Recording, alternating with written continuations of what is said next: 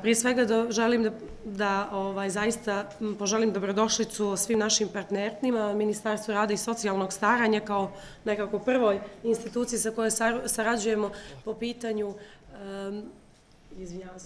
po pitanju starih lica, Italijanskim Crvenim krstom, našim donatorom, Zavodom za socijalnu i dječju zaštitu, Centrom za socijalni rad, zajednica opština, predstavnici opština, UNDP, druge nevladine organizacije koje su članovi naše mreže Dignitas i naravno goste, ali i domaćini u istom trenutku opštinske organizacije Crvenog krsta Crne Gore. Zahvaljujem također i Centru za stručno obrazovanje, Kancelariji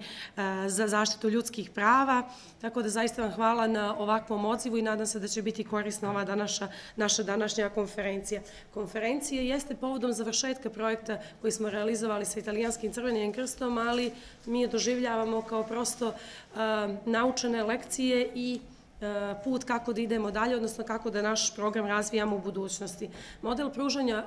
podrške starim licima, ovako kako ga danas Crveni krst Crne Gore sa svojim opštinskim organizacijama realizuje, datira iz 2002. godine, od kada ga je finansirala Međunarodna federacija društava Crvenog krsta i Crvenog polumjeseca, Italijanski Crveni krst i Austrijski Crveni krst, i od tada, naravno, mi smo poboljšavali i razvijali naše usluge na način da što kvalitetnije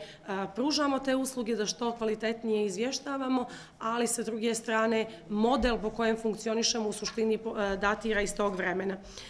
Na godišnjom nivou u proteklih godina korisnici Crvenog krsta su lica iznad 65 godina starosti i u proteklim godinama smo u suštini na nivou godine uspijevali da realizujemo podršku usluga za između 600 do 800 lica sa različitim nivoima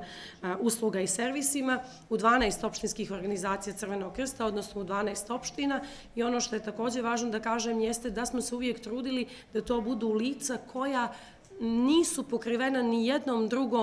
drugom uslugom od strane nekih drugih institucija, nevladinih organizacija ili organizacija civilnog društva, prosto kako ne bismo došli u situaciju da imamo korisnike koji imaju 3 usluge, a na drugoj strani korisnike koji nemaju ni jednu.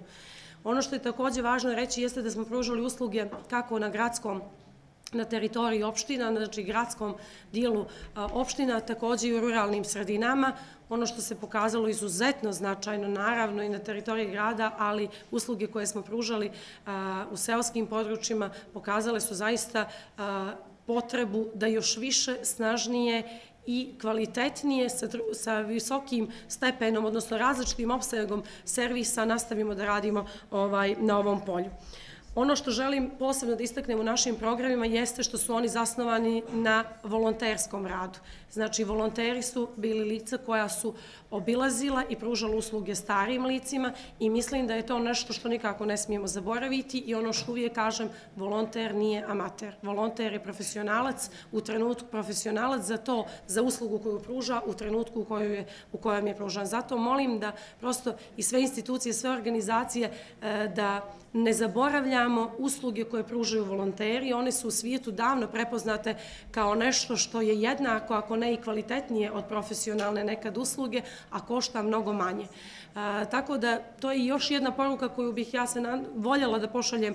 sa ove konferencije, da zaista volonterski rad jeste nešto što se mora cijeniti i nikako se ne smije smatrati amaterskim.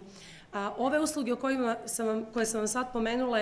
na nivou Crne Gore je pružalo preko 150 volontera. Ako biste to preračunali u radne sate, onda je to ozbiljna cifra koju biste nekome morali platiti. Naravno, volonter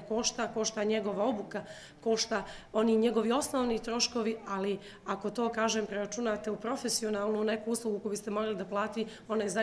zaista jednako kvalitetnija, nekad i kvalitetnija, a košta mnogo manje.